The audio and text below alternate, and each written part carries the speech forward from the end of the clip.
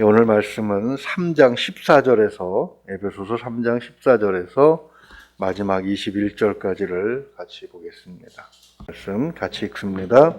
이러므로 내가 하늘과 땅에 있는 각 족속에게 이름을 주신 아버지 앞에 무릎을 꿇고 비노니 그의 영광의 풍성함을 따라 그의 성령으로 말미암아 너희 속사람을 능력으로 강건하게 하시오며 믿음으로 말미암아 그리스도께서 너희 마음에 계시게 하시옵고 너희가 사랑 가운데서 뿌리가 박히고 터가 굳어져서 능히 모든 성도와 함께 지식에 넘치는 그리스도의 사랑을 알고 그 너비와 길이와 높이와 깊이가 어떠함을 깨달아 하나님의 모든 충만하신 것으로 너희에게 충만하게 하시기를 구하노라. 우리 가운데서 역사하시는 능력대로 우리가 구하거나 생각하는 모든 것에 더 넘치도록 능히 하실 이에게 교회 안에서와 그리스도 안에서 영광이 대대로 영원 무궁하기를 원하노라. 아멘. 속사람이 강건할 때 겉사람도 변화된다라는 주제로 말씀을 살펴보겠습니다. 에베소서에서는 오늘 본문을 포함해서 두 개의 기도문이 있죠. 1장 15절에서 19절을 보게 되면 1장 16절 내가 기도할 때에 이렇게 말씀하고 있죠. 이 첫 번째 기도문은 하나님께서 주신 지극히 큰 것을 이 교회 그리고 성도가 가지고 있다는 것을 알게 해달라 이렇게 기도합니다. 그것을 모르고 있기 때문에 이렇게 기도하는 것이죠. 자꾸 잊어가기 때문에 그렇게 기도하는 것입니다. 그러면서 이제 1장 19절에서 3장 13절까지는 바로 하나님께서 주신 것이 얼마나 크고 놀라운 것인가, 그 은혜가 우리에게 어떻게 주어졌고 그것이 어떻게 작동하는 것인가, 또 그것이 있어야만 우리가 무엇을 할 수 있는가에 대해서 말씀을 해주고 있습니다. 우리가 어제 살펴본 내용 3장 12절에 보게 되면 저는 이것을 그 문장의 결론으로 보게 되는데 3장 12절만 한번 다 읽어볼까요? 우리가 그 안에서 그를 믿음으로 말미암아 담대함과 확신을 가지고 하나님께 나아감을 얻느니라. 즉 믿음이 온전해야 하나님께서 우리에게 주신 것이 있고 우리에게 베풀어 주신 자격이 있고 그 은혜가 얼마나 큰지를 알아야 하나님 앞에 나아갈 수 있다니. 하나님 앞에 나아간다는 얘기, 이것이 얼마나 중요한지에 대해서 4장에서부터 알게 되겠는데 오늘 본문도 역시 그 맥락에서 볼 수가 있습니다. 3장 14절에서 21절까지 세 가지의 기도 내용과 그 다음에 20절과 21절은 축복 기도로 구성이 되어 있습니다. 본문의 기도와 축복 기도를 드린 후에 4장에서 6장을 보게 되면 하나님과의 관계라든가 교회 중심의 신앙생활이라든가 또 성도 서로 간의 관계, 그 다음에 예수 그리스도를 믿는 사람의 가정은 어때야 되는지, 또 예수 믿는 사람은 믿지 않는 세상에 대해서 어떤 모습을 보여야 되는지, 또 당시에는 종과 상전이 있었죠.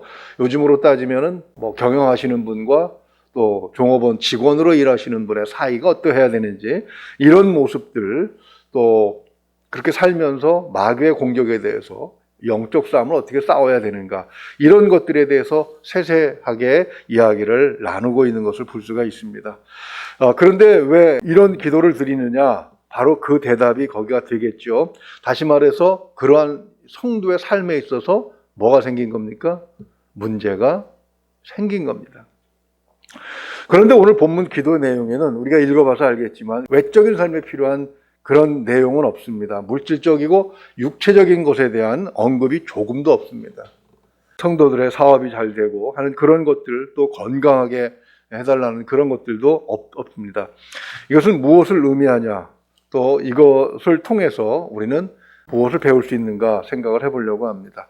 15절 한번 보십시오. 14절에서 하나님에 대해서 하늘과 땅에 있는 각 족속에게 이름을 주신 아버지, 옛날에 이름을 주셨다고 하는 것은 굉장히 중요한 의미가 있습니다. 그 사람의 어떤 생사여탈권을 쥐고 흔드는 그런 의미가 있습니다. 자녀들은 지금보다도 예수님 당시에 사도 바울이 활동할 당시에 로마 시대에는 아버지의 권위가 굉장히 높았죠. 그래서 이름을 주었다고 하는 것, 그것이 굉장히 중요한 내용인데, 즉 다시 말해서 우리가 이름을 가지고 있는 것, 이것은 하나님께서 주신 것인데 하나님께서 세상에 있는 모든 것들의 주인 되심을 이렇게 고백을 하고 있는 것입니다. 그 앞에 무릎을 꿇고 기도했다고 15절에서 말씀하고 있습니다. 그런데 사실 기도는 무릎을 꿇고 기도한다는 내용에 대해서 우리가 조금 더 어색하지 않게 받아들일 수 있지만, 여기서 강조했다고 하는 점을 생각해 보게 되면 왜 이걸 강조했을까? 기도는 당연히 무릎 꿇고 하는 것 아닌가라고 생각을 해볼 수가 있겠죠. 그런데 성경을 보게 되면 유대인들의 기도는 일반적으로 서서 하는 기도였어요. 일상적으로 기도할 때 서서해요. 마태복음 6장 5절을 보게 되면 또 너희는 기도할 때 외식하는 자와 같이 하지 말라. 그들은 사람에게 보이려고 회당과 큰 거리 어귀에 서서 기도하기를 좋아하느니라. 내가 진실로 너희에게 이르노니 그들은 자기 상을 이미 받았느니라. 이렇게 말씀하고 있죠. 그 대표적인 인물이 누굽니까? 바리새인이죠. 누가복음 18장 11절을 보게 되면 바리새인은 서서 따로 기도하여 이르되 하나님이여 나는 다른 사람들과 토색불이 간음하는 자들과 같지 아니하고 이 세리와도 같지 아니함을 감사하나이다.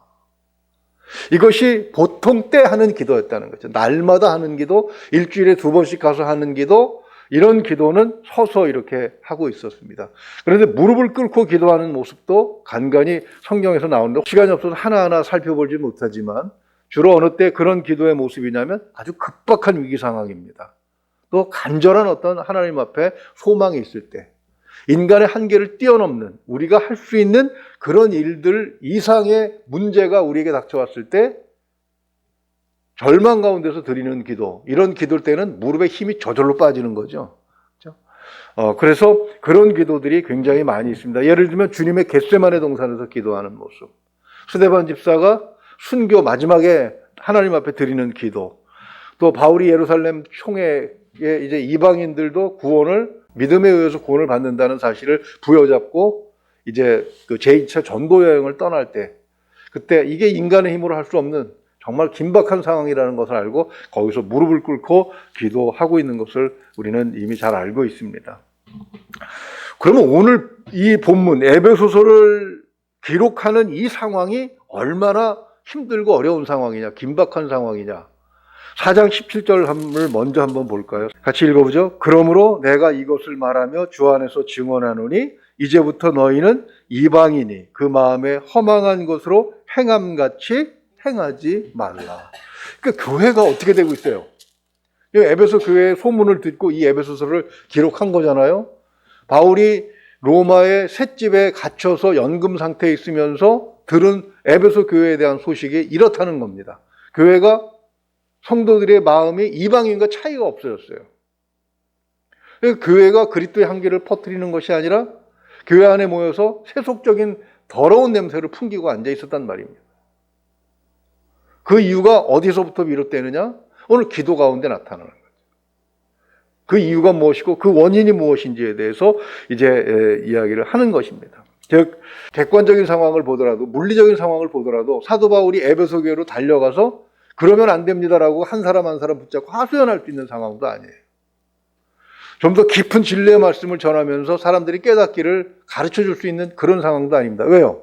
본인이 갇혀 있기 때문에. 그럴 상황에서 바울이 할 수 있는 유일한 것은 하나님 앞에 간절한 마음으로 기도하는 것. 이것은 우리에게도 해당되는 그런 말씀이죠. 살다 보면 우리의 능력과 우리의 한계를 뛰어넘는 그런 문제들이 얼마나 많이 닥쳐옵니까? 우리가 이해할 수 없는 일들도 얼마나 많이 발생을 합니까? 바로 그런 상황 속에서 바울이 이 기도를 통해서 우리에게 가르쳐 주시는 것은, 그럴 때 하나님의 이름을 붙들고 하나님의 주인 되심을 고백하면서 철저히 나의 모든 것이 하나님께 달려 있습니다 라고 기도하는 그 모습이 바로 오늘 본문 14절과 15절의 태도인 것입니다. 사실 이것이 기도의 가장 기본적인 것이죠. 바리새인들이 나는 이랬습니다 저랬습니다 하고 자랑하는 그런 기도가 아니라, 하나님, 정말 하나님의 도움이 간절히 필요합니다. 하나님이 우리의 주인 아니십니까? 어찌 이런 일들을 종인 우리에게만 맡겨두십니까? 하나님 개입해 주시옵소서. 하나님이 해결하셔야만 하겠습니다 라고 기도할 때 하나님께서는 하나님의 방법으로 이루어 주실 줄로 믿습니다. 저희 집안에 제 막내 동생이 큰 문제가 있었습니다. 뇌에도 종양이 생겼고 대장에도 종양이 있었어요. 근데 그로 인해서 삶에 여러 가지 문제들이 있었는데도 막상 그것이 큰 통증으로 나타나지 않으면 우리는 잘 몰라요. 그런데 행동은 달라집니다. 상황이, 사람의 모습이 달라져요. 근데 그걸 놓고 우리가 어떻게 할 수 있는 방법이 없어요. 그래서 새벽에 그 이름을 붙들고 하나님께서 이 상황을 반전시켜달라, 바꿔달라 기도할 수밖에 없죠. 그런데 그렇게 기도할 때 하나님께서 단번에 해결을 해주시더라고요.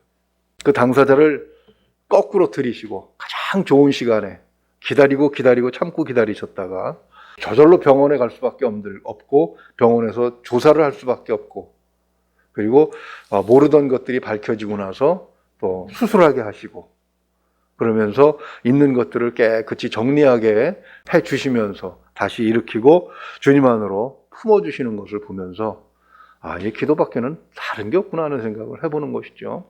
그러면서 이제 바울의 기도를 보게 되면 첫 번째 어떤 기도를 하고 있습니까? 16절 한번 읽어볼까요? 같이 읽어보겠습니다. 그의 영광의 풍성함을 따라 그의 성령으로 말미암아 너희 속사람을 능력으로 강건하게 하시오며 속사람을 강건하게 해달라 이렇게 말씀하고 있습니다. 그렇죠? 속사람의 반대가 뭡니까? 겉사람이죠.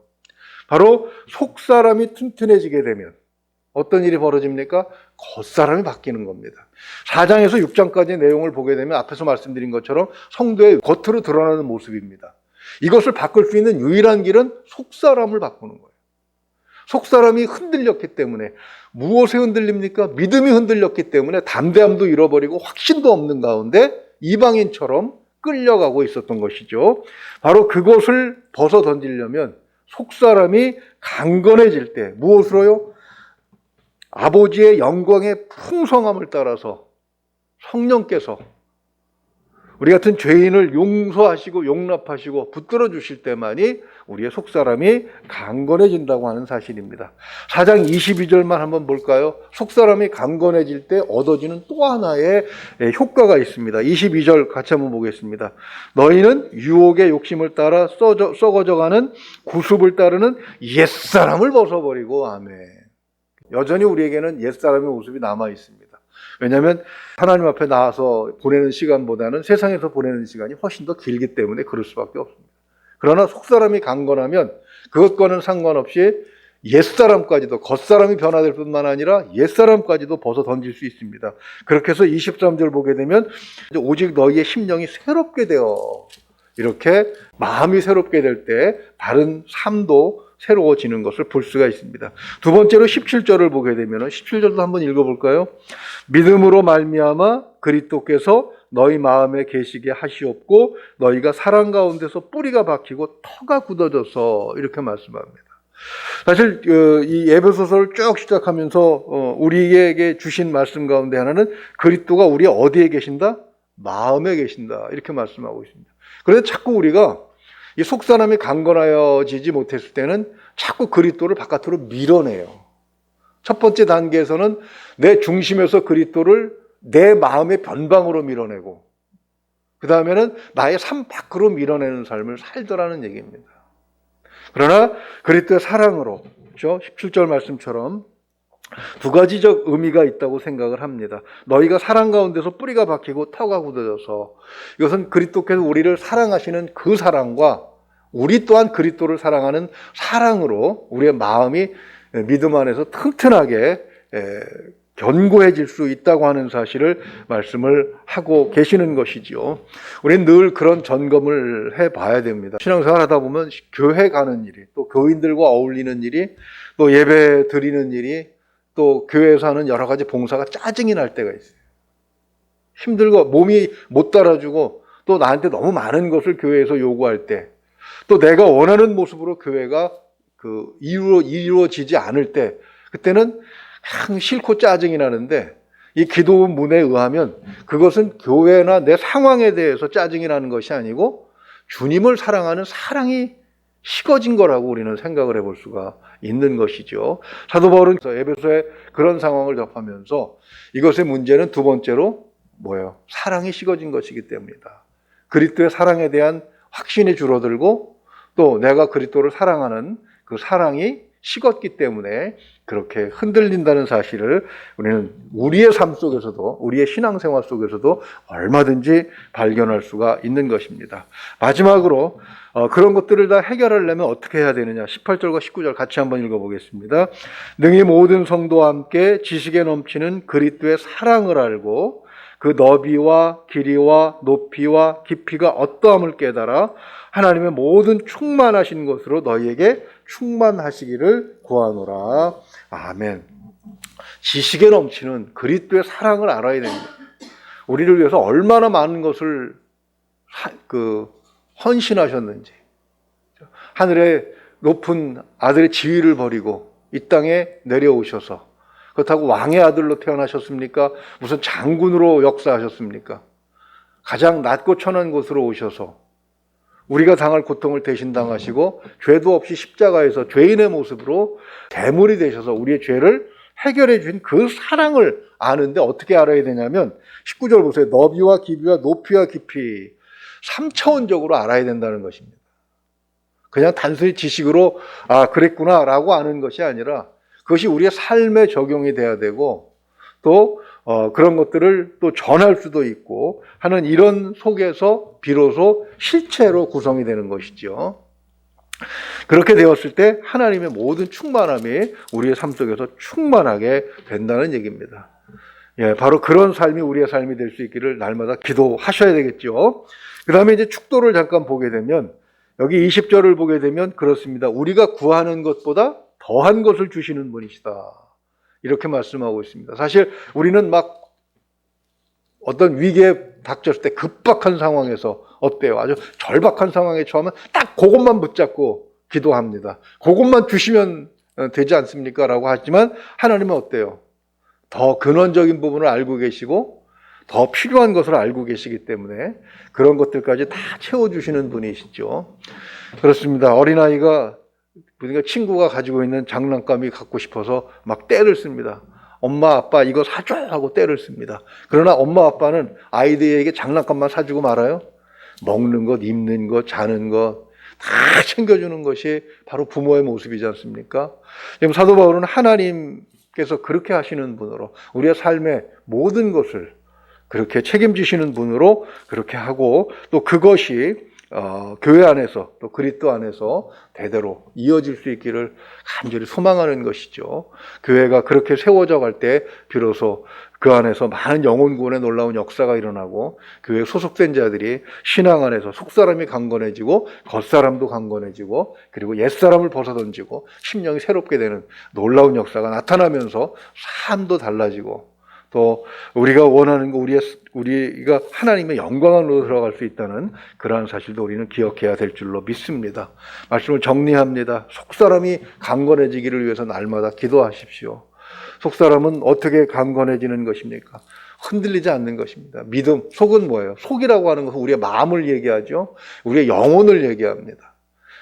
우리의 생각을 얘기하고 이런 모든 것들이 눈에 보이지 않는 것이지만 이것이 우리의 눈에 보이는 것들을 지배하고 있다는 사실을 기억하시면서 항상 먼저 문제가 생겼을 때 먼저 점검해야 될 것이 우리의 속사람입니다. 내 생각은 다르게 될까? 하나님과의 관계는 내 영혼은 온전하게 지금 살아있는가? 이런 것들을 생각하면서 내 능력 이상의 어려운 문제가 발생했을 때 하나님 앞에 무릎 꿇기를 잊지 마시기 바랍니다. 긴박할수록 기도밖에는 할 수 있는 게 없습니다. 그리고 그것은 20절, 21절에서 말씀하신 것처럼 바로 부모가 어린아이에게 베푸는 것처럼 우리에게 필요한 모든 것을 바르게 제공하실 분은 바로 하나님뿐이신 것을 우리가 믿는 믿음 안에서 이루어지는 것이죠. 그런 기도로 또 삶에 필요한 것, 또 삶 속에서 어려운 문제들을 해결해 나가시는 그리고 더욱더 주님과의 관계가 돈독해지는 그런 오늘이 될 수 있기를 주님의 이름으로 축원을 드립니다. 기도하겠습니다. 하나님 아버지, 속 사람이 강건해져야 겉 사람이 변화되고 그리고 옛 사람을 벗어버리고 심령이 새롭게 될 때 삶도 변하고 또 우리의 신앙에 관련된 모든 것들, 우리의 인생의 모든 것들이 변화된다고 하는 사실을 말씀을 통해서 다시 한번 확인하게 하시니 감사합니다. 우리의 기도가 어떤 기도가 드려야 될지를 사도 바울을 통해서 확인했사오니 하나님, 기도 외에는 문제를 해결할 수 있는 열쇠가 없음을 다시 한번 생각하면서 하나님, 우리의 기도 생활이 지치지 않도록 붙들어 주시기를 소망합니다. 하나님 앞에 기도할 때에 항상 얼굴과 얼굴을 마주보고 기도하는 것처럼 우리의 기도가 생생하게 살아있기를 소망합니다. 그저 바리새인들처럼 형식적인 기도가 아니라 정말 간절한 마음으로, 정말 사랑이 풍성한 그런 마음으로 주님 앞에 나아가 기도할 때에 하나님께서 우리의 모든 것을 들어주시고 또 응답해 주실 줄로 믿습니다. 응답 속에서 우리 신앙생활, 우리 일반 생활이 될 수 있도록 도와주시옵소서. 믿고 의지하오며 우리 주 예수 그리스도 이름으로 기도하옵나이다. 아멘.